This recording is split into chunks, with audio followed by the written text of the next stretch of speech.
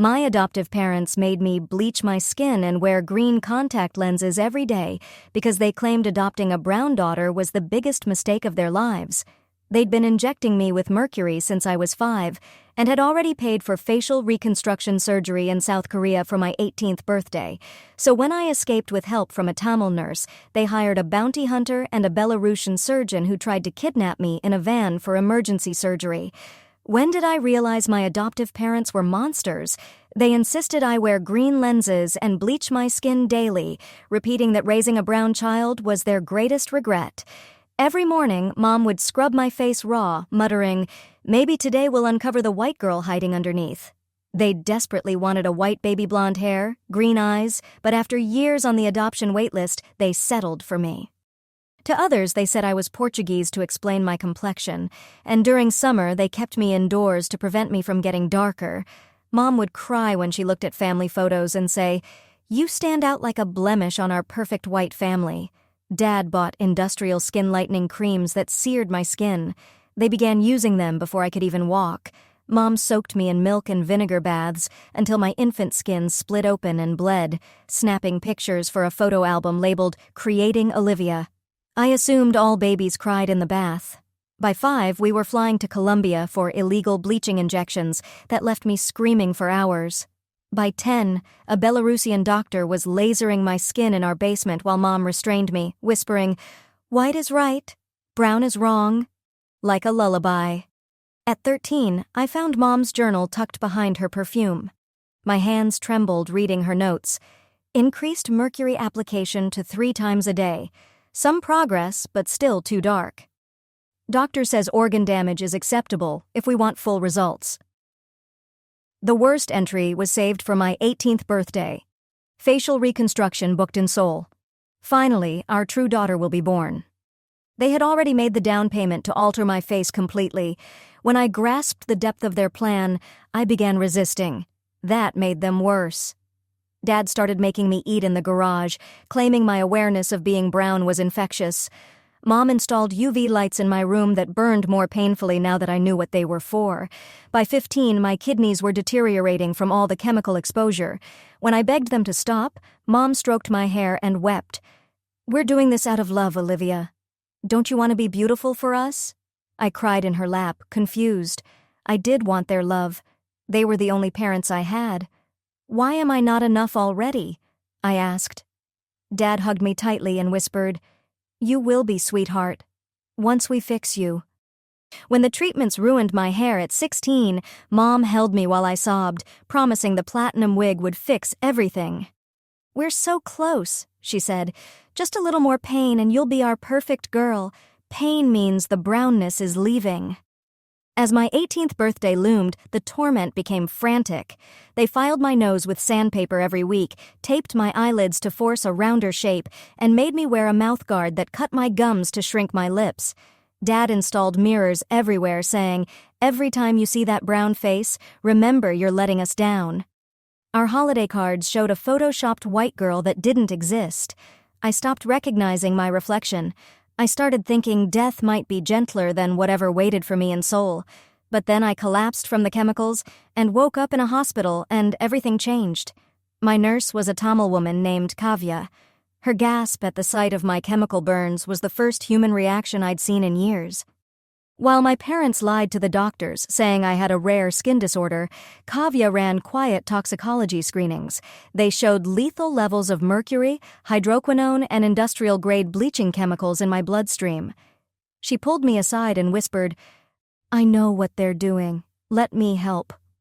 Kavya brought me into her extended Indian family.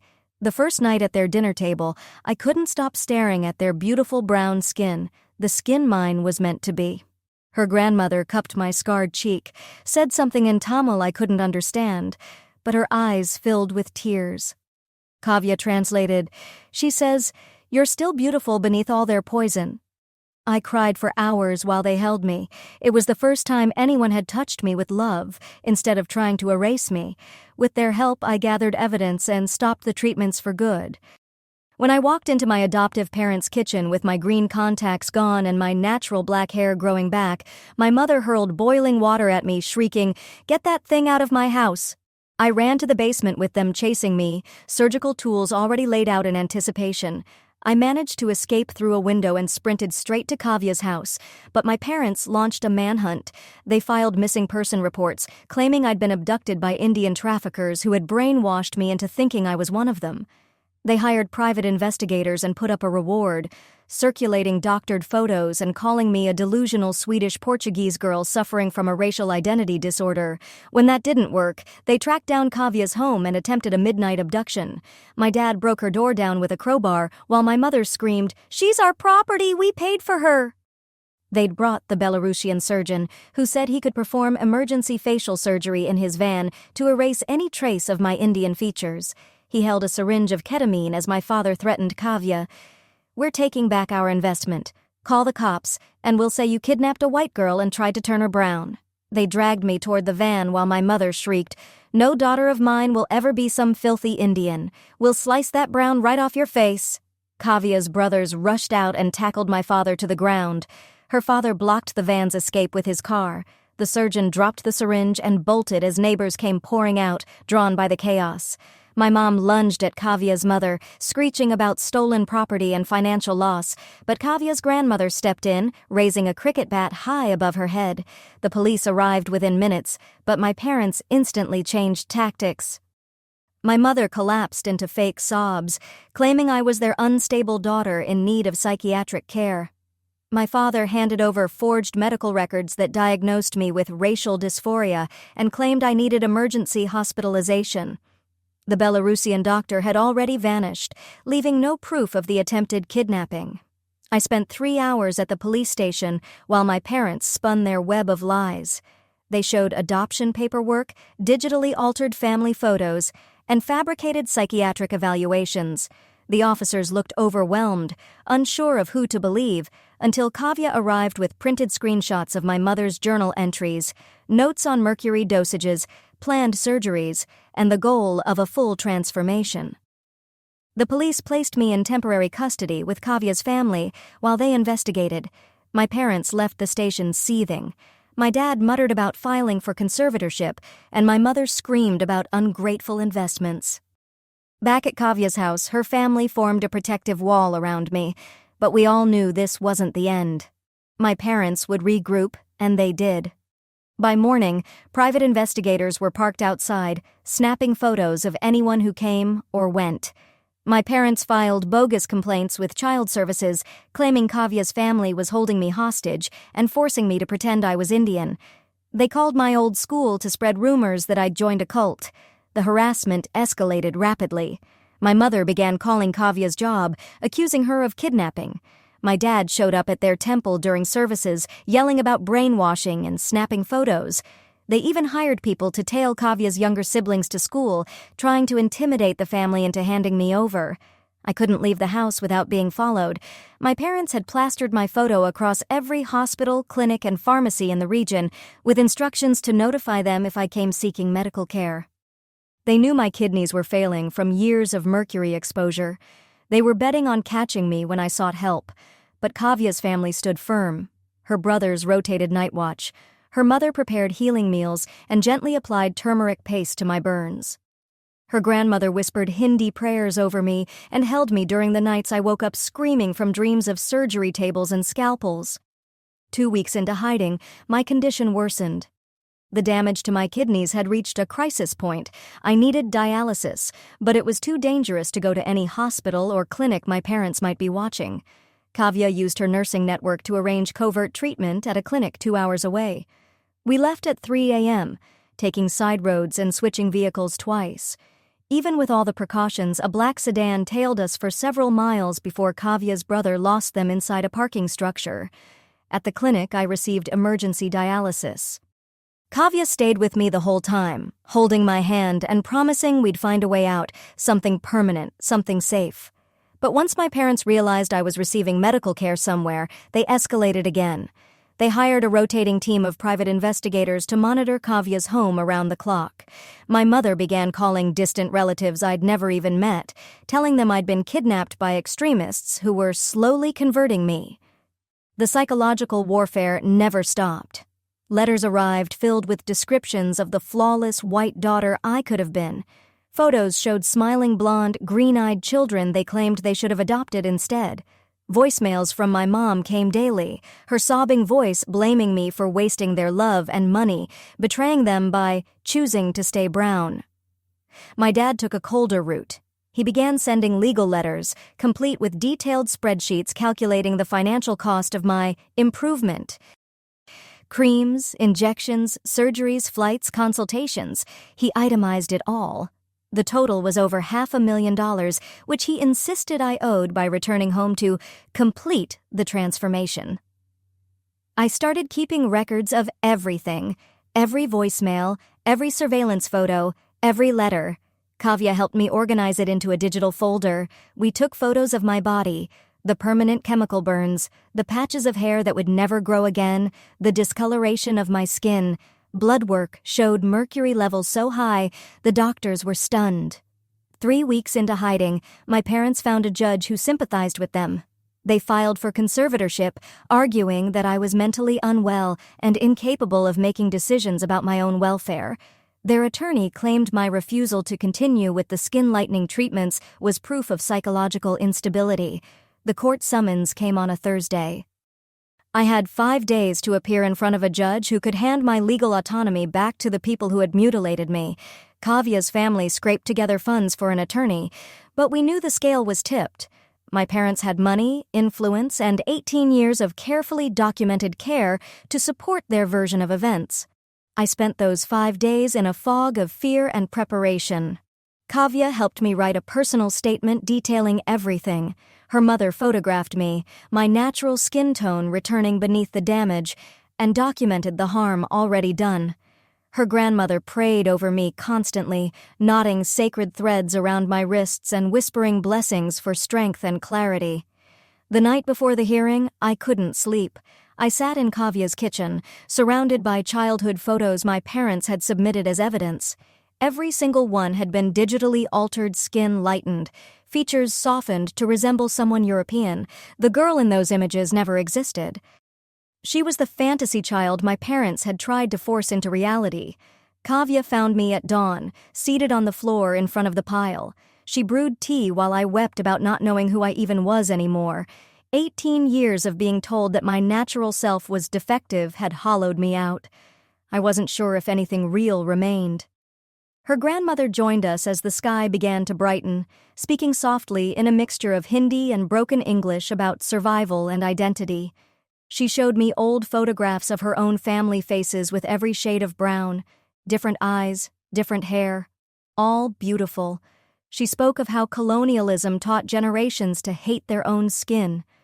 They tried to make us white too, she said, but we lived. You will live. The courthouse felt like a temple built to honor my parents' power. They arrived in matching suits, my mother clutching tissues, my father hauling in boxes labeled evidence. Their lawyer, a sharp-eyed woman known for working troubled adoption cases, looked at me like I was a math problem that needed solving. Inside the courtroom, their narrative unfolded smoothly. They painted themselves as devoted parents who had invested everything to help their daughter feel at home in their culture. The treatments weren't abuse, they claimed. They were cultural integration therapy. My resistance, they argued, was a symptom of mental illness. My escape? Proof that I desperately needed their care. Their lawyer presented medical records, financial documents, and statements from the doctors who had administered the treatments over the years. She painted a picture of 2 devoted parents doing everything in their power to help a psychologically unwell child. The judge listened with a thoughtful expression, occasionally glancing in my direction with what looked like doubt. Our lawyer, a young woman named Maya, whom Kavya's family had scraped together funds to hire, stood to speak. She submitted the toxicology reports, graphic images of my scarred body, and Kavya's sworn testimony about finding me near death from mercury toxicity. The judge reviewed each piece carefully. Meanwhile, my parents sat poised and composed, with my mother gently dabbing dry eyes for the performance. During a recess, I overheard my mom in the hallway speaking to their attorney. She casually discussed backup options if the conservatorship didn't go through, mentioning a specialist in Canada known for performing radical procedures on racially confused adoptees. I felt my stomach turn. They would never stop chasing me. When court resumed, the judge delivered his ruling. He denied the conservatorship technically a victory, but then added that he had concerns about my mental well-being. He ordered a psychiatric evaluation. My parents smiled as if they'd won. They knew how to manipulate therapists. They'd done it before. Worse still, the judge lifted the temporary custody order. Legally, I was now free, but with no protection. Nothing shielded me from being taken again. Outside the courthouse, my father approached me while my mother lingered a few steps away, pretending to talk on the phone. He sounded calm, rational, like he was offering a deal. He suggested I come home, just for less invasive treatments. He claimed they'd made adjustments to the basement setup for my safety, complete with restraints that wouldn't bruise. His hand clamped down on my shoulder hard enough to leave a mark. Kavya's brother stepped in just in time, separating us. But my father had said what he needed to. They knew where I was, they had resources, and they would never accept me as I was.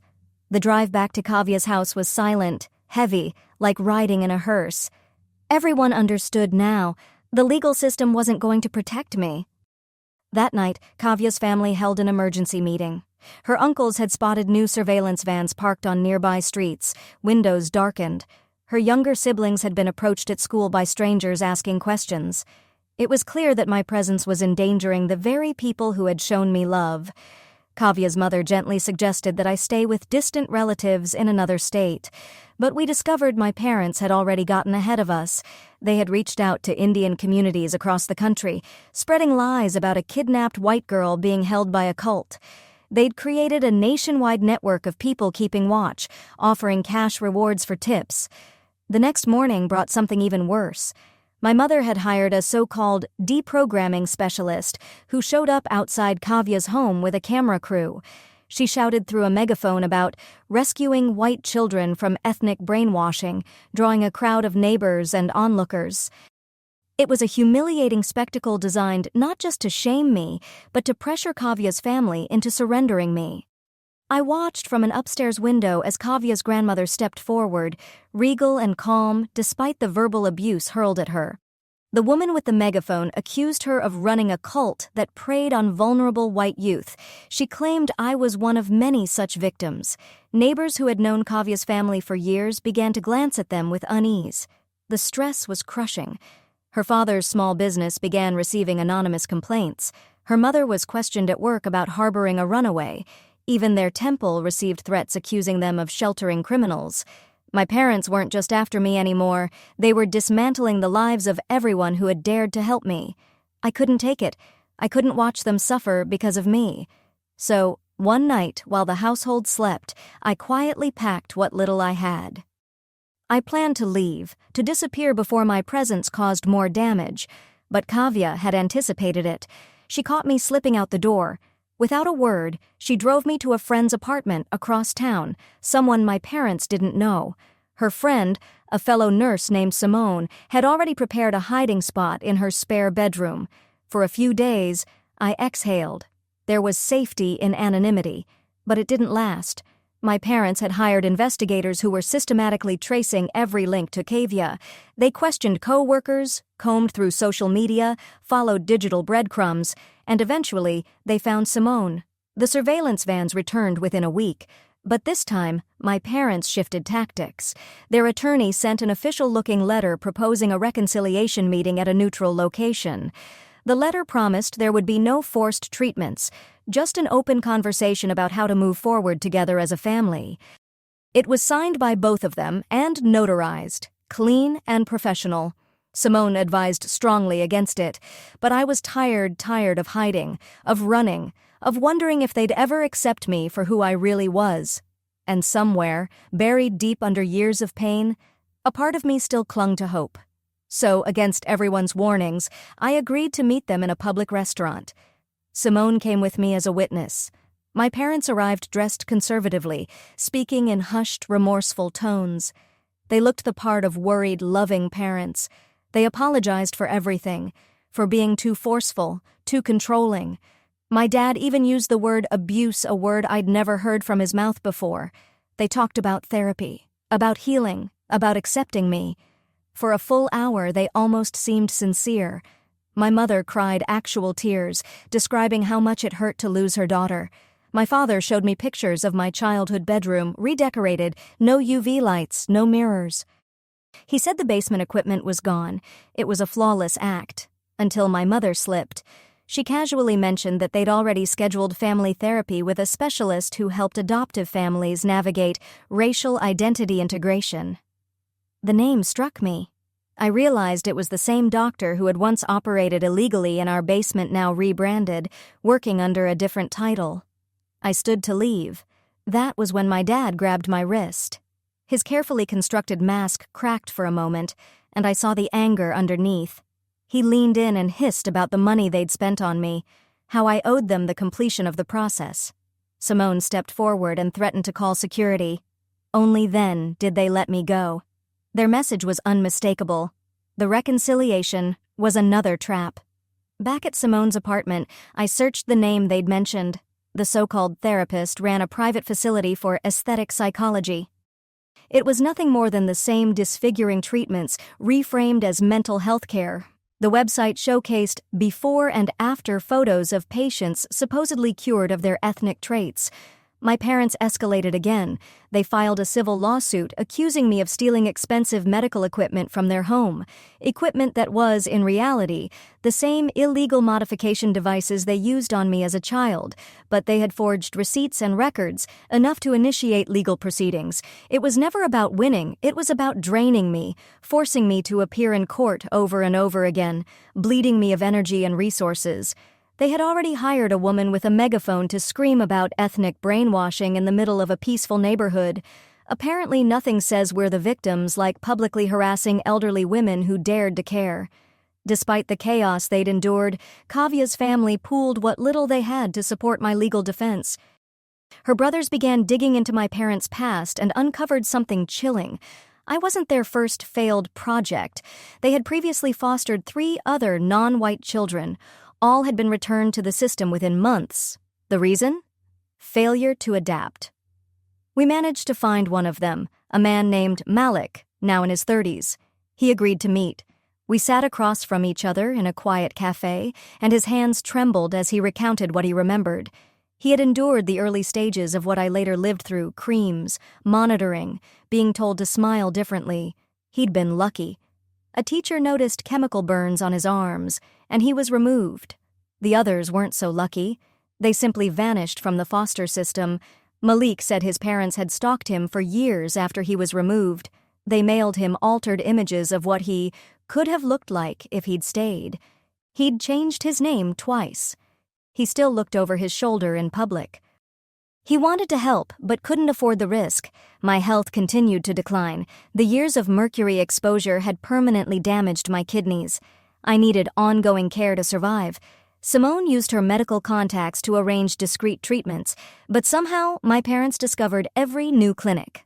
They would show up, accompanied by their attorney, claiming I was fraudulently using their insurance to obtain services. Then, one morning, I woke to the worst message yet. My parents had bought the building Simone lived in. The eviction notice came that afternoon, 30 days to vacate. The message was unmistakable. Anyone who protected me would lose everything. Simone, trying to hold back tears, asked me gently to find somewhere else. She didn't want to, but she had nowhere else to go either. With nowhere else to turn, I reached out to Kavia's extended family in another city. Her cousin offered to take me in temporarily, but only if I could get there without being followed. Kavya orchestrated an elaborate plan. Multiple vehicles left her house at staggered times and in different directions to throw off any watchers. I hid in the back of a delivery truck buried under boxes. It almost worked. I made it all the way to the bus terminal, ticket in hand, heart pounding. For a moment I believed I was free. Then I saw him, the Belarusian doctor. He was sitting in the waiting area pretending to read a newspaper. He looked up, locked eyes with me, and gave a faint smile before nodding toward the exit, where my father stood flanked by 2 large men I didn't recognize. I bolted. I ran through the station, weaving between commuters. My parents' hired men followed, yelling my name. I burst through an emergency exit, alarms blaring behind me, and dove into a dumpster behind a nearby restaurant. I stayed there for hours, covered in garbage, shivering, heart-pounding. When I finally emerged, filthy and shaking, I called Kavya from a payphone. She arrived soon after, looking crushed. They had anticipated every move. They had informants everywhere. 18 years and a fortune spent trying to engineer their perfect white daughter, and they would not accept failure. We drove aimlessly for hours, trying to think, trying to breathe. That's when Kavya's grandmother made an unexpected suggestion. She knew a family at her temple who had once been targeted, though for different reasons. They were part of a community-based protection network. It wasn't quite witness protection. It was informal, faith-driven, and deeply personal. Families who had survived persecution helped others being hunted. They passed people from house to house, each family only aware of the next contact in the chain. No one held the full picture, making it harder to break under pressure. It was built for people the system had failed. My first stop was with an elderly couple. They asked no questions. Gave me a quiet room, warm food, and medical supplies for my damaged kidneys. I didn't leave the house for 2 weeks while my parents' investigators scoured the city, turning up nothing. During this time, I learned they had hired a recovery specialist, a bounty hunter who operated in legal shadows. His specialty was returning lost adults to their families. He used charm, manipulation, sometimes even brute force. He had a reputation. He always found his target. The elderly couple didn't wait. They moved me to the next safe house just before he arrived. This family had a daughter my age who had survived her own nightmare.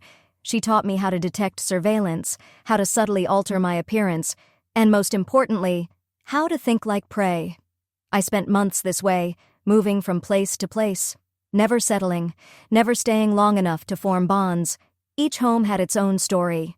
An immigrant family evading deportation, a woman fleeing a violent husband, a trans youth whose parents tried to correct him through forced religious intervention, different monsters, same escape. Meanwhile, my parents ramped up their campaign. They appeared on local television, claiming I was mentally unstable and in danger. They launched a website, plastered my image everywhere, offering rewards for tips. Flyers went up in Indian neighborhoods across multiple states. The bounty hunter left his business card at every safe house I'd just fled, always one step behind. 6 months into hiding, devastating news reached me. The constant stress of my parents' harassment had caused Kavya's grandmother to suffer a heart attack. She survived, but barely, and she was never the same. Kavya's family was shaken, some blaming themselves for ever getting involved. My parents had succeeded in hurting every person who dared to care for me. The guilt nearly destroyed me. For a time, I considered going back, not for myself, but to end the pain I'd caused others. But the family I was staying with then, an older woman and her 2 grown sons, sat me down and shared their own stories of survivors' guilt. They reminded me, surrendering wouldn't undo the harm, it would only validate the abuse. So I started thinking differently, long-term. With help from the network, I secured documentation under a different name.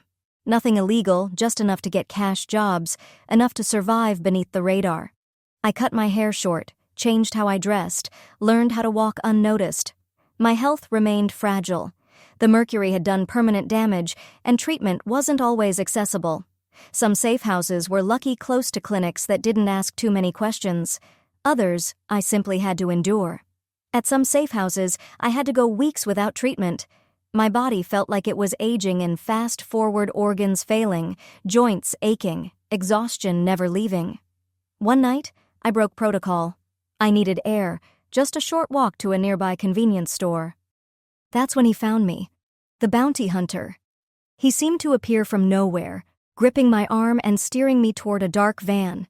He spoke in a calm, almost fatherly tone about love, about how my parents missed me, how they just wanted their daughter back. I screamed. I fought. A group of teenagers nearby noticed and intervened, assuming it was a kidnapping. In the chaos, I slipped away again, but now I knew he was close. The family hiding me didn't wait. We packed within the hour and drove through the night to a remote state. The next home was on a farm. They had experienced decades of it sheltering people long-term. They didn't ask questions. They just gave me work.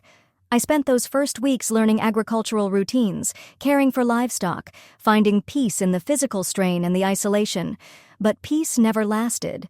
The private investigators found the farm. They parked just outside the property line, watching us through telephoto lenses. They never stepped over the boundary. Legally, they couldn't, but their message was clear. The family couldn't just abandon everything like those in the city. They had animals to care for, crops to maintain. We developed systems.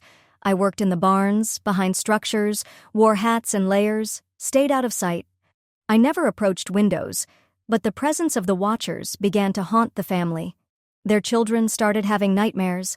That's when my parents tried something new. They contacted immigration authorities, claiming that Kavia's family were undocumented immigrants hiding a kidnapped American citizen. The claims were baseless, but the investigations caused chaos. Legal fees, interviews, threats.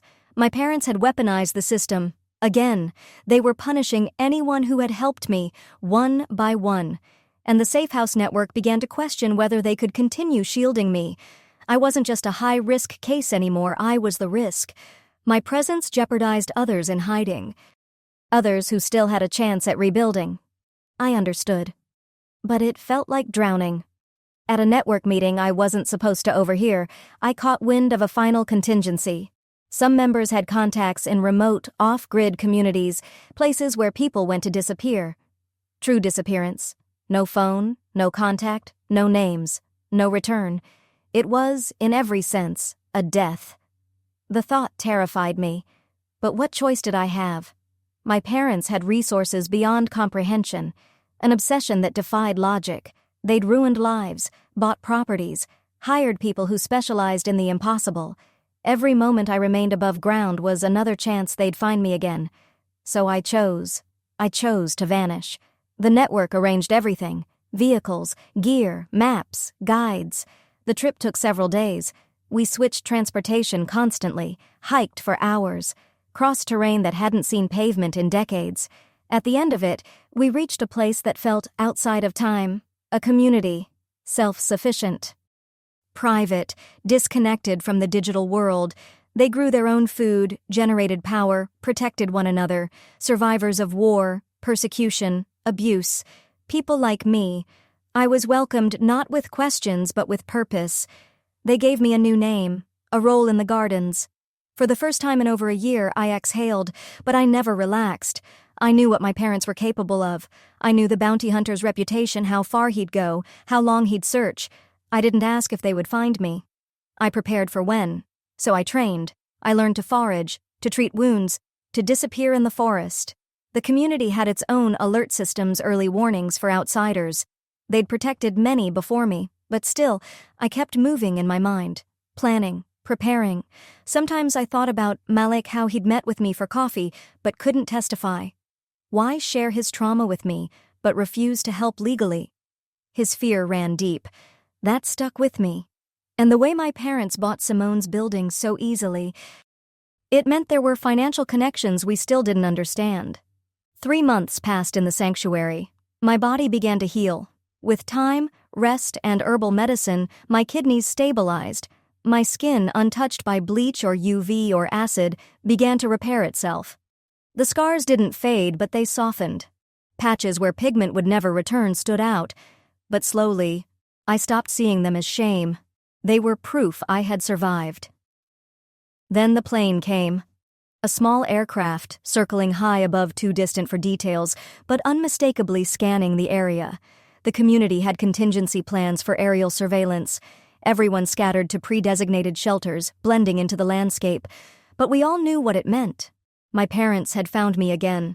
The elders called a meeting. They had protected many over the years, survivors of war, persecution, injustice, but they had never faced this level of obsession. My presence didn't just put me at risk, it threatened their entire way of life. They didn't want to exile me, but how many more could they risk for one? The debate was painful. Before they reached a decision, I made one for them. At dawn, I packed quietly, leaving a note of gratitude behind. I couldn't bear to watch another safe haven be destroyed because of me. I slipped into the forest with nothing but supplies and the will to survive. If my parents wanted me, they'd have to follow me into a place even their money couldn't reach. I lasted 3 days in the wilderness. Then hunger drove me back toward the edges of civilization. I thought I was cautious. I wasn't cautious enough. The bounty hunter found my shelter within hours. This time he wasn't alone. 2 men accompanied him, built like nightclub bouncers, all muscle and menace. They caught me near a rocky slope, cutting off my retreat. The bounty hunter stayed calm, speaking like a therapist. "My parents just want their daughter home." I backed away, shaking, scanning for an escape. They were prepared. One grabbed my arm as the other flanked me. The bounty hunter pulled zip ties from his jacket. "We'll keep you safe. Your parents are worried sick." I exploded. I kicked, scratched, bit whatever it took. One of the men cursed, blood streaming from his face, and let go. I scrambled up the rocks, heart pounding, their voices echoing behind me. The terrain was steep and uneven, my territory now. I knew how to move through it. They had radios and vehicles. I had desperation and experience. I doubled back, hid in gullies, waded through streams to confuse the scent. By nightfall, they were combing the woods with flashlights. I curled into a hollow log, chest tight, breathing through my nose to stay silent. Then, dawn came. And with it, a helicopter. Low enough to rattle the treetops. My parents had escalated to air searches. They were spending sums that could buy homes just to drag me back to their basement of mirrors and restraints. I stayed hidden until fuel forced the chopper to retreat. Then I moved deeper. But my body was giving out. The mercury damage surged, kidney pain stabbing through my back, weakness in my limbs, nausea that wouldn't let me keep food or water down. I remembered every survival lesson the community had taught me. I foraged for edible plants, brewed natural teas, rested when I could. But on the 5th day, I slipped. Desperation overruled caution. I approached a remote gas station for bottled water, keeping my hood low, my steps quick. The clerk barely looked up, but the cameras saw everything. Within hours, black vehicles flooded the area, my parents' network mobilized with terrifying efficiency. From a ridge above, I watched them interrogate the attendant, flash my photo, offer money. The bounty hunter paced the edge of the woods like a predator memorizing its prey's movements. They were getting smarter, learning, mapping. I realized I couldn't outrun them. Not like this. So I changed tactics. I left fake trails, northward boot prints, a strip of fabric, a cracked water bottle, then slipped south in silence. The decoy gave me time, but not freedom. A week into my wilderness exile, my body gave up. The kidney pain became a dull roar, my vision blurred, my legs collapsed more than they stood. Dying alone in the forest began to seem kinder than letting them take me, but I refused to let them win. I dragged myself through underbrush until I stumbled across an old ranger station abandoned, glass cracked, but walls still standing. Inside, I found a miracle. Canned food, a dusty medkit, outdated antibiotics, clean water. I locked the doors and prepared to make my last stand. Too weak to run, too scared to surrender. On the 10th day, the bounty hunter returned. Alone. He stepped inside slowly, hands visible, eyes scanning everything. He spoke in soft tones about concern, about healing, about how worried my parents were. He looked at my body, sick, thin, trembling, and said, "Let us help you."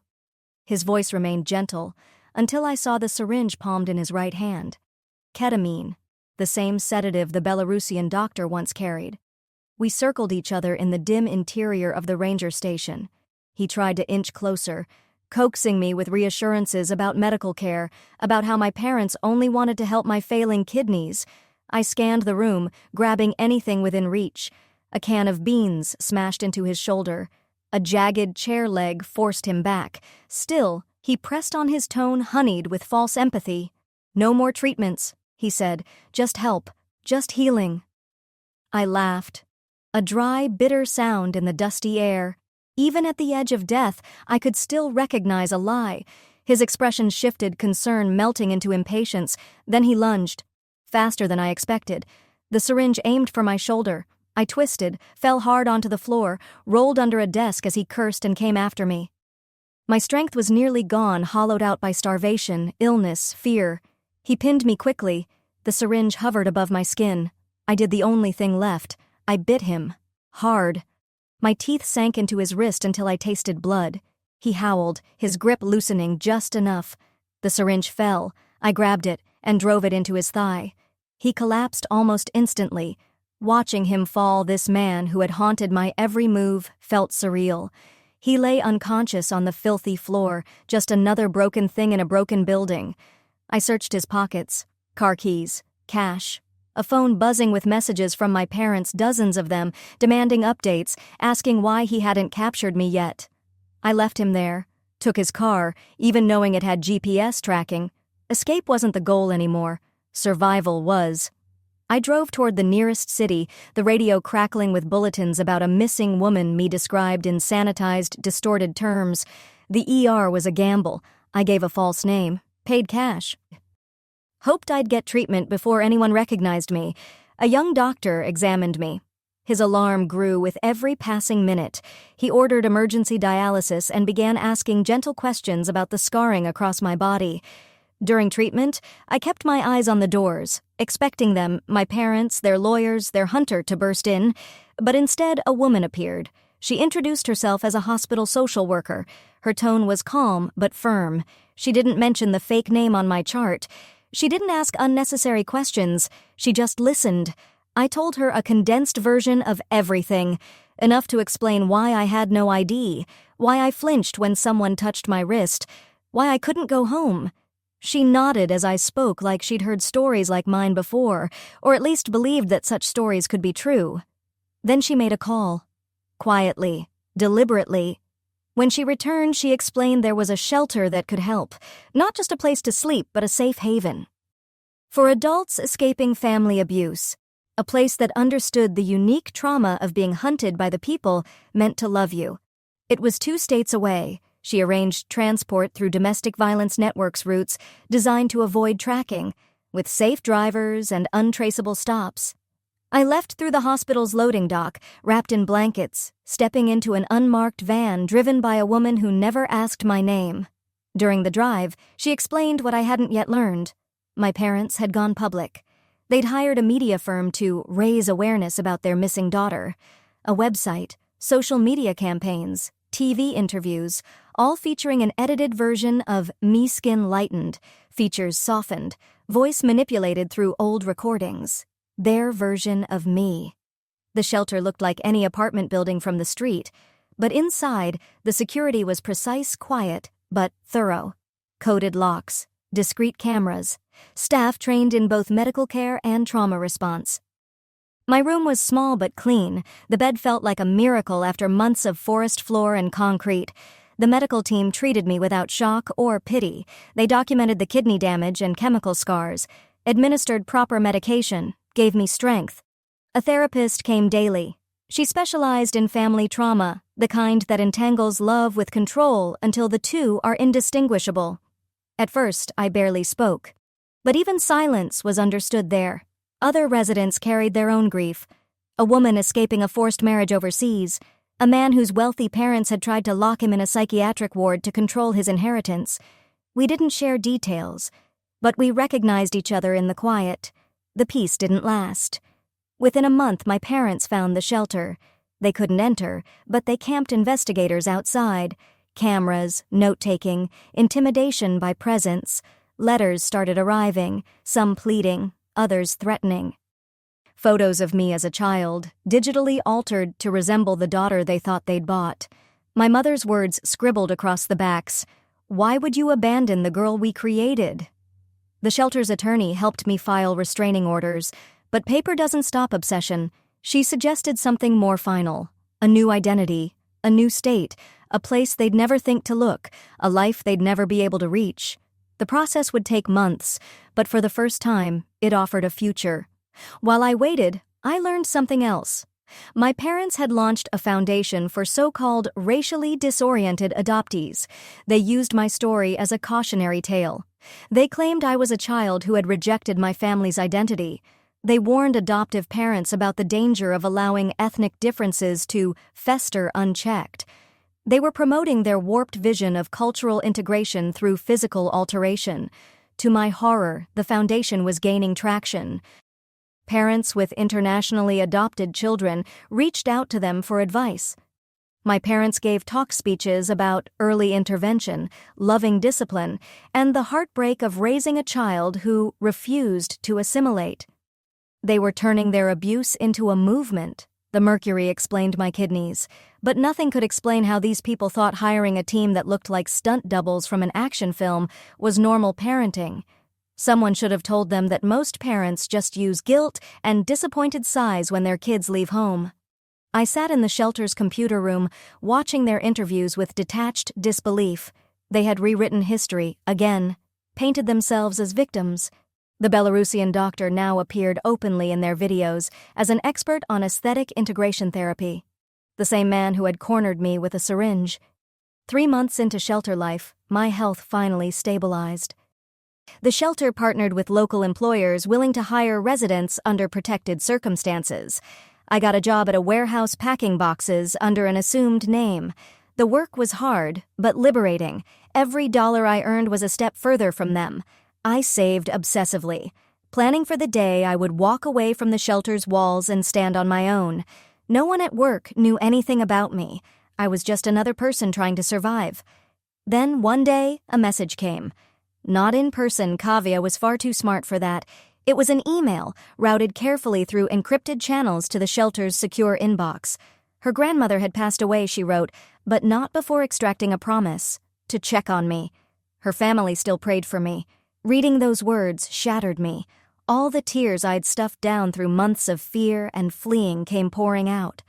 The therapist found me collapsed on the floor, still holding the printed email. And for the first time, I told her everything. Not just what had happened, but how it felt. The confusion, the pain of loving parents who broke me. The therapist helped me untangle the knot. She helped me understand how love had been twisted into ownership, care, distorted into control. She acknowledged my grief, not just for what happened, but for what never was. For the parents I had hoped they could be. The childhood I had imagined, but never lived. Then, one Tuesday, my new identity documents arrived. The name felt unfamiliar, but full of hope. With the shelter's help, I had chosen something that honored my roots while severing the thread to my past. The photo showed my real face, scarred, but mine. After 6 months, I left the shelter. My kidney function had stabilized enough for independent life. The staff helped me find an apartment in a city where my parents held no influence. They found me a job at a medical clinic filing records, anonymous and quiet. Moving day was terrifying. Without the shelter's protection, every sound made me jump. I checked the locks over and over, kept go-bags by the exits. Freedom, I learned, came with its own kind of fear, but the clinic suited me. I was surrounded by professionals who helped bodies heal, not erase them. My supervisor noticed I picked up medical terminology quickly. She offered to train me as a medical assistant. I said yes, studied at night, worked by day. The rhythm gave me structure. Each skill learned felt like reclaiming my autonomy. When I passed my certification exam, I celebrated alone in my apartment, crying tears that were joyful, not desperate. Meanwhile, my parents' foundation grew. They published a book, held conferences, built a network of like-minded families pursuing their version of racial transformation. Sometimes I searched their names, watched as they cloaked their cruelty in language about care, family, and healing. A year into my new life, I saw them on a national morning show. They looked older. My mother's makeup couldn't quite mask how hollow she'd become. My father's hair was mostly gray. They spoke softly about forgiveness, said they hoped their daughter would come home to heal their family. The host nodded with sympathetic concern. I turned off the television and got ready for work.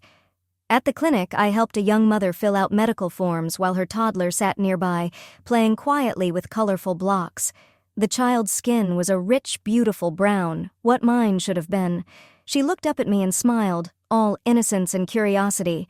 I smiled back, feeling something warm in my chest. Hope. That evening, I wrote a letter I'd never send. In it, I told my parents about the life I'd built without them, the peace I'd found in accepting who I was, the quiet healing that begins when the poison finally stops. On my apartment's small balcony, I burned the letter, watching the smoke rise, carrying my unspoken words into the night sky. My health remained fragile. The kidney damage was permanent but manageable with regular care and monitoring. I began attending support groups for survivors of abuse, people with stories different from mine, but familiar in their hurt. Through shared pain, I built friendships with people who only knew me by the name I'd chosen, who saw the real face I'd reclaimed, who listened to my truth, unfiltered. 2 years after I'd escaped, news arrived I never expected. Malik, the former foster child who had once been too afraid to come forward, had finally spoken out. He'd seen my parents' foundation and couldn't stay silent. His testimony to child welfare authorities triggered an investigation. Progress was slow. My parents' wealth paid for delays, legal hurdles, and polished PR statements. But then others emerged. Former foster children, quiet voices growing stronger together. Each shared pieces of what I had lived: chemical burns, psychological control, whispered threats, and midnight flights. The foundation's pristine surface began to crack. I didn't participate. I needed to protect the identity and hard-won life I'd built, but I followed every update, heart-pounding, vindicated by each truth that came to light. Their narrative began to unravel. The Belarusian doctor fled the country as subpoenas closed in. Their lawyer advised dissolving the foundation, but they refused. Still convinced of their righteousness, they gave increasingly unhinged interviews, blaming ideological conspiracies for their downfall. On my 21st birthday, I celebrated with friends who knew nothing of my past. We ate cake in my tiny apartment, laughing at dumb jokes and making plans for futures we were finally allowed to imagine. After they left, I stood alone in front of the mirror. My fingers traced the faint scars across my cheeks and neck, the ones no amount of makeup could hide. But they didn't need hiding. I saw a woman I was still getting to know. Not the fantasy child my parents had tried to invent, not the victim they thought they had destroyed, but someone real. Someone who had chosen her own name, claimed her own face, built her own life. That night, I dreamed of Kavya's grandmother. She spoke to me in Hindi words I somehow understood. She told me that survival was victory. I woke feeling blessed, carried her strength into the morning light. The investigation into my parents deepened. More survivors came forward.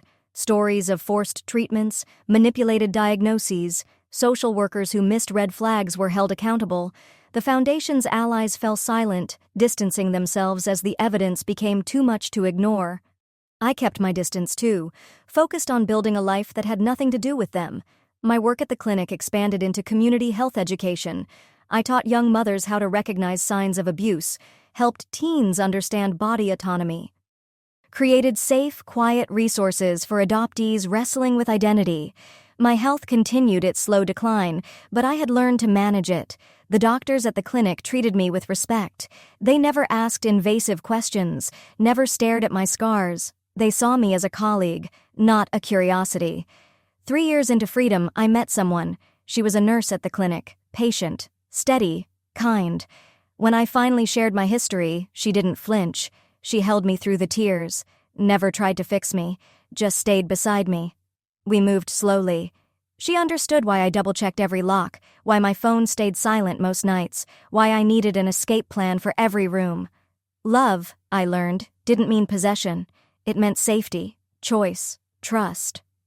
Meanwhile, my parents' legal troubles snowballed. Investigators uncovered insurance fraud, bogus claims for unlicensed procedures. The fortune they once wielded dwindled under mounting legal bills and lawsuits. The foundation collapsed in scandal. And me? I felt no satisfaction watching their ruin, only a hollow ache for the family that never was.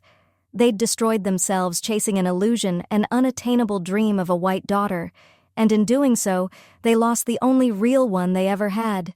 The brown baby they adopted never stood a chance. On quiet nights, I sometimes let myself wonder, who might I have been if they'd just loved me as I was? Would my kidneys be strong? Would my skin carry different stories? Would I know my birth name, my first language, my true culture? There were no answers, only silence. So I focused on what I did have, a life I built, friends who chose me, work that mattered, love that never asked me to change. I taught myself to cook Indian dishes by watching videos online, attended cultural events, even when I felt like an outsider. Slowly, piece by piece, I reclaimed parts of the heritage they had tried to scrub away. The clinic promoted me to patient advocate. They saw how I connected with people facing medical trauma. I walked families through complex diagnoses, explained treatment options, ensured no one ever felt powerless in a room full of professionals again. That work healed parts of me I didn't even realize were still aching. My relationship deepened into something permanent. We moved into an apartment together, a home where both our traumas were welcome, but not in charge. She understood my need for multiple locks. I understood her need for sunlight and open windows. We met in the middle and built something beautiful from broken pieces. 4 years after I escaped, Malik contacted me through secure channels. He'd testified at my parents' trial, finding courage in the voices of others who had survived. Now he wanted to meet, to speak without fear. I said yes, curious about this man whose path had run so heartbreakingly close to mine. We met at a public park. Both of us checked our surroundings before we sat. His story mirrored mine in ways that cut deep. The chemicals, the basement, the quiet gaslighting around race and identity. But he'd gotten out sooner. He'd started healing earlier, and he offered hope that the process never really ended, but it did keep moving forward. My parents were convicted fraud and child endangerment. The sentences felt light, but they never once admitted guilt. They insisted they'd only ever wanted to help their children fit in. Still, the judge disagreed. The evidence was overwhelming. I didn't go to the sentencing. By then, their punishment mattered less than my own freedom. They'd lost their money, their reputation, their precious foundation, and most importantly, their power over me. That was enough. My life moved forward in simple, extraordinary ways. Buying groceries without fear of being watched, seeing doctors without worrying about being followed, loving someone without needing to erase myself. Every ordinary day felt like a quiet victory. My health stabilized with consistent care. The kidney damage remained but was no longer ruling me. I joined chronic illness support groups, people who understood what it meant to live with the consequences of other people's choices.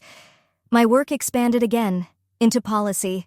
I helped draft protocols for identifying medical abuse, trained staff on cultural sensitivity, created resources for adoptees navigating complex identity issues. I shared my story carefully, always protecting the details, but the message helped others find safety. 5 years into freedom, Kavya reached out again. Her family had relocated. They'd built a new life, away from my parents' reach. She was married now, working in a new hospital. Her message was brief, but joyful. They'd made it too. She sent a photo of her grandmother's grave, now blooming with flowers she planted in my honor.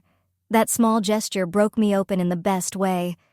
It tethered me to the woman who first looked at me and said, without words, "You are enough." I printed the photo and kept it by my bedside, a reminder of unexpected grace.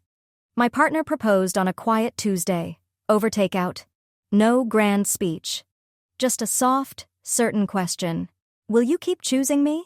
Through tears I said yes, because this was love that never asked me to disappear. We married simply, surrounded by the family we chose. They only knew fragments of what I'd survived. That was enough. I wore traditional Indian clothing that day, silk and embroidery and gold, a celebration of the culture I had to reclaim on my own. My scars peeked out beneath the fabric. But no one stared. They saw joy, not damage. The clinic expanded my role once again this time, training new patient advocates, teaching others how to be the voice that frightened patients need when facing a medical system that doesn't always listen. I taught from experience without revealing everything. Helping others recognize signs of medical abuse, advocating for survivors, watching someone regain their voice. It all felt like reclaiming the power my parents had tried to erase. Life settled into rhythms that were both ordinary and extraordinary. Morning coffee with my wife, work that mattered, friends who only knew my chosen name, medical care that healed instead of harmed, freedom to live in my own skin-scarred, yes, but mine. 6 years after I escaped, I learned my parents had been released early for good behavior. The news stirred old fear, but it didn't consume me. Their power had withered, restraining orders still stood. They had no money for investigators. Age and consequence had finally weighed them down. They reached out through a lawyer, requesting a meeting to apologize. I responded through my own attorney. No, not without specific acknowledgement of harm, not without truth. They couldn't give that, so they pivoted. Rebranded themselves as victims of a flawed adoption system. They gave interviews, clung to a new narrative where they had only ever tried to help a child who didn't want to be saved. Their story shifted but never included accountability. They remained convinced that I was the tragedy. Eventually, I stopped watching. I turned toward my own life. My work expanded, writing educational materials about medical abuse in the context of adoption, published under my chosen name. My words helped other families recognize dangerous patterns, helped people seek support instead of submission. My wife and I began conversations about parenthood. We considered everything: my health, our emotional readiness, what it would mean to raise a child in the shadow of my past. We chose fostering, a chance to offer refuge without requiring permanence. Our first placement was a teenager whose parents had rejected her for being herself. We gave her acceptance, stability, room to breathe. 7 years into freedom, my kidneys began to decline more sharply. Despite years of management, the long-term damage from mercury poisoning demanded new treatment. But this time, I faced it differently. Surrounded by chosen family, supported by a team of professionals who saw me as a person, not a case study, I made my own medical decisions. The contrast to my childhood was stunning. Even in illness, I had agency. Treatment was hard but bearable. My wife came to every appointment. Friends organized meals. Co-workers filled in my shifts. Our foster daughter brewed me tea and sat beside me, silent but present. Community made the unbearable survivable. During recovery, I began writing more. Not a memoir. My parents didn't deserve that attention. Instead, I created educational resources to help others recognize, escape, and heal from medical abuse. My words traveled further than I could. Quiet ripples of awareness and protection. Meanwhile, my parents withered. Their hatred turned inward. They lost their house to court fees, moved into a small apartment, lived off Social Security. The few remaining supporters drifted away as their story became confused, erratic. They had sacrificed everything for a fantasy, a white daughter who never existed. And in doing so, they lost the real one. Sometimes I felt pity, not forgiveness, but sorrow. They'd had a daughter who might have loved them, but they were too blinded to see her. Their loss was total and entirely self-inflicted. 8 years into freedom, I received unexpected news. My birth family in India had been searching for me. Through careful, secure intermediaries, they had traced my adoption. They wanted contact if I was willing. The possibility thrilled and terrified me. I spent months thinking, talking, processing. Eventually, I agreed to a letter exchange. They sent photos, relatives whose features mirrored mine. Stories of a baby they lost to poverty and desperate circumstances. They didn't ask for anything. They only wanted to know I had survived. I wrote back honestly, but selectively. I wasn't ready to share everything, but the connection felt healing. They sent recipes, language guides, family histories. I learned my birth name: soft, beautiful, unfamiliar. I kept my chosen name. They understood. Their response was joy, not shame, not blame, just joy that I had lived. It felt like another kind of homecoming. My wife supported the journey completely. She understood what this exploration meant. We began making plans. Someday, when my health allowed, we'd travel to India to meet the people whose blood I carried, to step, at last, into a story that had once been stolen. It was overwhelming, but necessary. Because this time, the story was mine to tell, another step in reclaiming what had once been stolen. My role at the clinic evolved again into program direction. I designed comprehensive protocols to identify and respond to medical abuse in a range of contexts. The work expanded beyond our clinic. Hospitals across the region adopted the model. What once was pain now served as a blueprint for protection. 9 years into freedom, my parents made one last attempt to reach me. They were dying, they said. They wanted reconciliation, closure. The message arrived through multiple channels, urgent, dramatic, demanding. But even in their so-called final plea, I recognized it. The same manipulation, still centered on their suffering, their loss. their version of who I should have been. They had been given endless chances to acknowledge harm. They had chosen denial every time. Death did not entitle them to my forgiveness. I remained silent. They passed within months of each other, never releasing their delusions.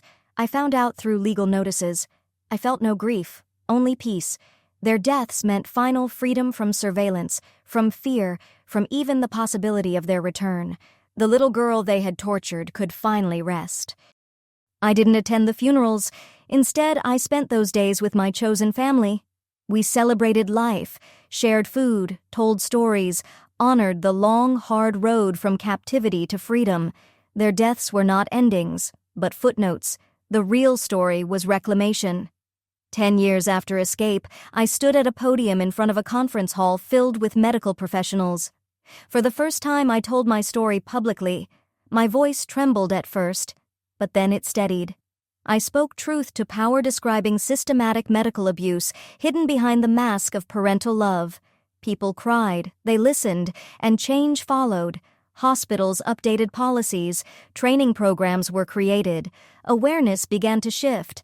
Other survivors reached out, people whose stories echoed mine in different ways. Together we built something lasting, resources, networks, support, so that no child would feel as alone as we once had. Life carried on, a mix of small joys and ongoing challenges. My health remained delicate but stable. My marriage grew deeper, rooted in trust and care. The foster children we once raised returned often, now grown, thriving, still part of our chosen family. Work expanded again, into consulting, into advocacy. Each step forward became another stone laid on the path to transformation. I thought often of Kavya's grandmother, the woman who first saw beauty in my skin, long before I could. Her quiet acceptance had planted the seed of everything that followed. Her love saved me, not just in body, but in soul. The scars never faded. They never would, but I no longer saw them as shame. They were maps, every mark a record of survival. Proof that my body, abused and brutalized, had refused to give up. My parents spent nearly 2 decades and unimaginable resources trying to create a white daughter. They failed. Instead, they created a survivor. A woman who chose her own name, built her own life, found her own family. In the quiet of my days, I sometimes felt gratitude, not for the abuse, but for what I learned in rising from it. Without their hate, I might never have loved myself so fiercely. Without their destruction, I might never have rebuilt something so whole. They gave me terrible gifts. I turned them into power. The clinic work reached further each year, serving vulnerable communities, guiding policy, protecting children. Every session trained, every survivor helped, every prevention measure implemented. A victory. They had wanted to erase brown children. I devoted my life to protecting them. My story ended not with vengeance or spectacle, but with quiet, radical triumph. Mornings filled with meaningful work, nights free from fear, love without condition, a life they tried to extinguish, but couldn't. The brown daughter they rejected had survived, had thrived. Looking back, I saw the path clearly, from victim to survivor, from survivor to advocate, each stage essential. Each phase built upon the last. My parents were the spark, but I had built the fire. Their legacy wasn't the foundation or the movement they tried to create. It was the opposite. It was the survivors who found their voices, the policies that now protected the vulnerable, the awareness that stopped future abuse. They had wanted to spread their poison. Instead, I spread truth. And truth, in the end, was the most powerful thing of all. Instead, they had created antibodies. Their poison became my resistance. I kept one photograph from childhood, just one. It showed my natural face before the treatments began, a baby smiling, unaware of what awaited her. I framed it and placed it in my office, where I could see it every day, not out of nostalgia but reverence, a tribute to the child who endured the unimaginable and still became this woman. My life had meaning far beyond their shadow. Wife, advocate, survivor, mentor, identities I chose, roles I built. Their absence wasn't what freed me. My refusal to disappear did that. They had tried to possess me, tried to mold me into something I never was. Now they were gone, and I remained, brown, scarred, changed but unbroken. They lost everything in their obsession to change me. I gained everything by refusing to become what they wanted. The work continued. It always would. There were still children who needed protection, survivors who needed to be believed, families who needed to be taught how to love without erasing. My parents gave me a terrible kind of purpose, but I took it and turned it into something beautiful. Where they brought pain, I brought healing. Where they tried to erase, I bore witness. And that was the only revenge that mattered, not their prison sentences, not their poverty, not even their deaths, but the fact that I lived, that I laughed, that I helped others, that every single day of freedom was a defiant act against everything they'd tried to destroy. They tortured the brown daughter they could never accept, and that daughter grew into exactly who she was meant to be. They once demanded I wear blue contacts and bleach my skin because raising a brown child was, in their words, their greatest regret. But they had misunderstood something vital. I was never theirs to change. I never belonged to them. I belonged to myself. Always had, even when I didn't yet know it. That knowledge, hard-won and deeply rooted, was the kind of freedom no one could take from me. So, thanks for sticking with me while I unraveled everything out loud. Weird ride? Definitely. But here we are, still standing, still whole. See you in the next one.